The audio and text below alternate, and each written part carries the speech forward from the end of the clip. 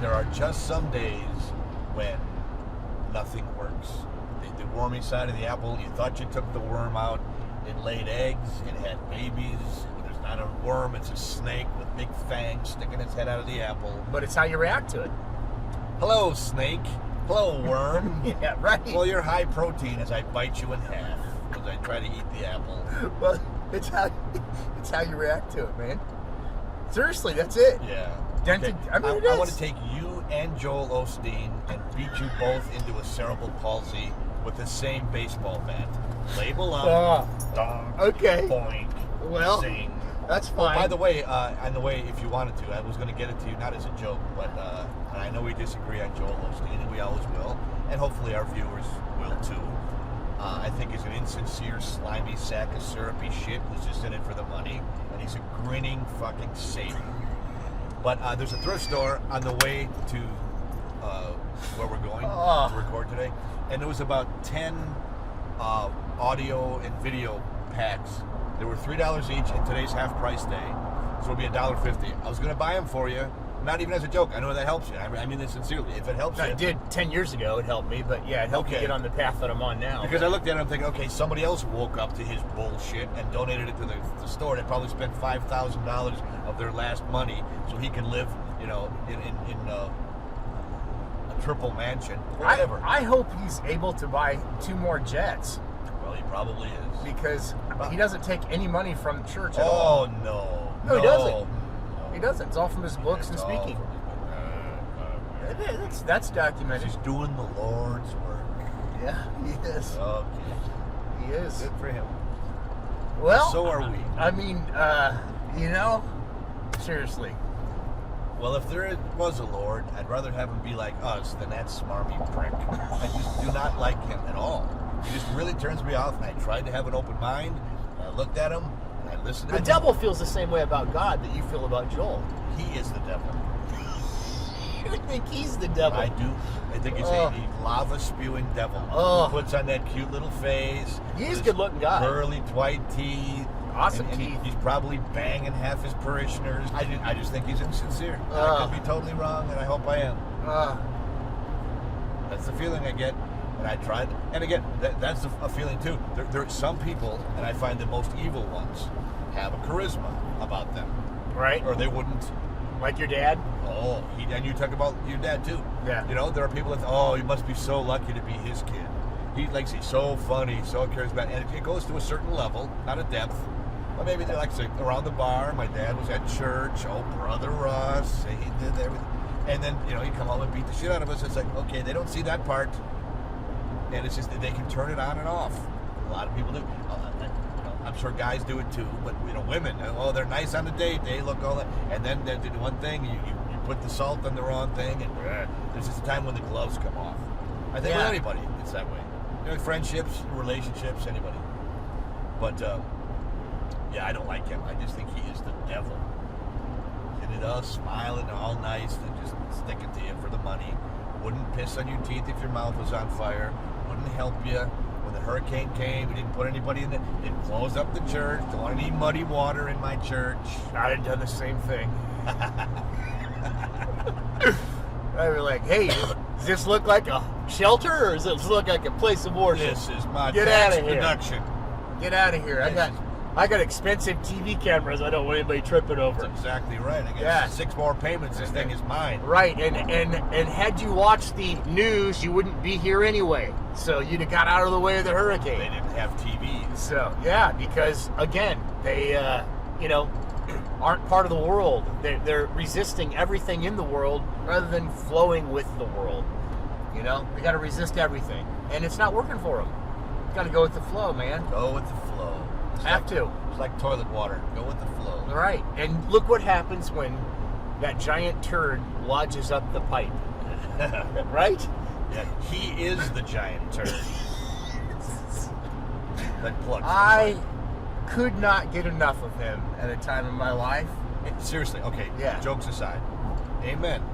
Wherever you get it from, if that's what it was at that time, kudos, man. At that time it was. No, I think about it. He's a little sugary for me now, just so you know, but I think he's very inviting, because at the time I wanted to drive my semi that I was making my living with into a bridge and make it look like an accident. Well, I want to drive this car into a bridge right now and make it look like that. Not this one. Drive your own into the bridge. That's fine. I will. Talk about your wanderlust. You said that we were on the way to Milwaukee. We were going to talk about your wanderlust. Yes, as we do this, we were on the way to Milwaukee, and as a kid, that was my hometown. Obviously, we went to Max's hometown, which is Burlington, Iowa.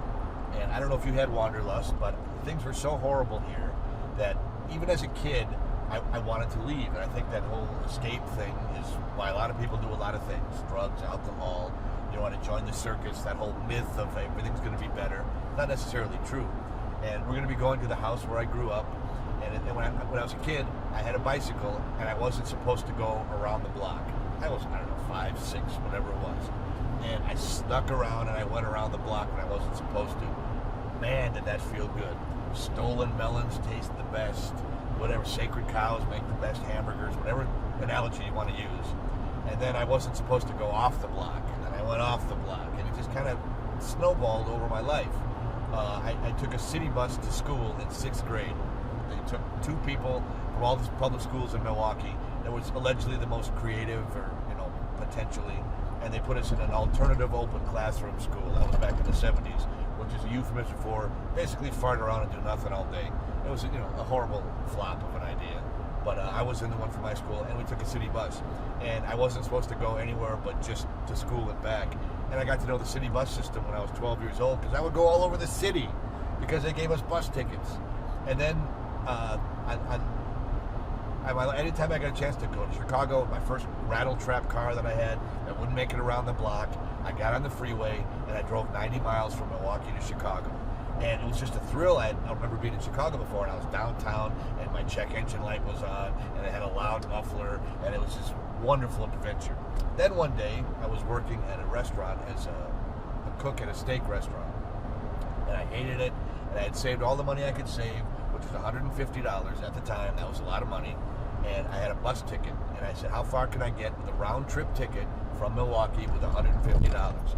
And it was Dallas, Texas, which happens to be the home office of Greyhound, which I didn't know at the time.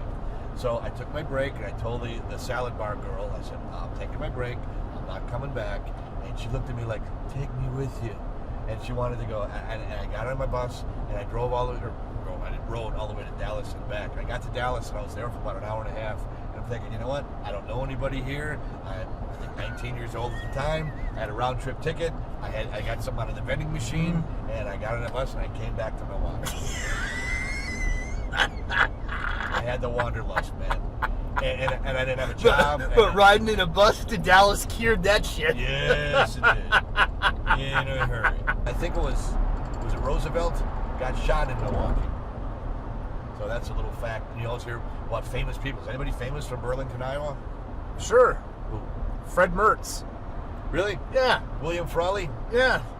is from Burlington, Iowa? Yes, he is. I had no idea. See, Yeah. I'm impressed. Now, see, that's somebody that, okay, I know who Fred Mertz is. And I wouldn't know to call him William Frawley. So Okay, just yeah. Fred Mertz. Yeah. The Mertzster. Mertz, man. Yeah. Well, it's funny to me because, Milwaukee, and I was on the air when it happened. I've been trying to get known since 1985 as a comedian. 99% of people even watching our show don't know my name, which is fine. What do I get everywhere I go? You're from Milwaukee. Did you know Jeffrey Dahmer? Yeah, I knew him. Yep, lived right down the street. Yeah, we had lunch together 4 Right. times a week. Right. And it's funny because the radio station I worked at, we were on the air that morning, which is completely surreal. There's a it's a mall in downtown, which is now not a mall anymore. That's from your car, probably. Yeah, as we're passing, yeah, exactly. A front clip, that's off a car. I probably could take that and put it on the car that I have now. Anyway, there's a mall downtown in Milwaukee called the Grand Avenue at the time, and we would go and have lunch there from the station because it's just 2 or 3 block walk. And they said Jeffrey Dahmer ate there, and with a time frame backed up, there had to be times when he was in the food court having lunch the same time as we were. It just added up and said you wouldn't know him from anybody. But then, okay, they said he worked at a candy factory called Ambrosia Chocolate, which is downtown in Milwaukee. They interviewed people that worked there the day after it happened. And they said when we heard somebody from our place was a mass murderer, everybody immediately knew who it was. So he had shown signs. Do you think Jeffrey Dahmer was a dented can? Sure. Yeah. He took it the wrong way. We've talked about this before in other episodes, and you actually had compassion for him. Yeah. I have zero compassion for him. Yeah. Yeah. Zero. I don't think he hurt innocent people, killed them. That hurt him. He killed them and affected families. Yeah. But so to me, it's I'll let God deal with that. I'm not going to. I don't feel like I need to. well, then if you're okay, we're gonna go the God route. Why did God create a piece of shit like that in the first place? Well, this is a trap. It's a rhetorical question Yes, with it you, is. because you're going to say my answer won't be good enough for you. So It never is. Right? Because you're fucking wrong. Smile. Hug. God, what a shitty hometown you have here. I know. And I am the peanut in the turd. What's this known for? A losing baseball team? What is this? How about home of Dobie Maxwell? Yeah. Dented Can. Birthplace of the Dented Can. Okay, we're going to keep going straight here toward Green Bay. Yeah. That's what the garment says too.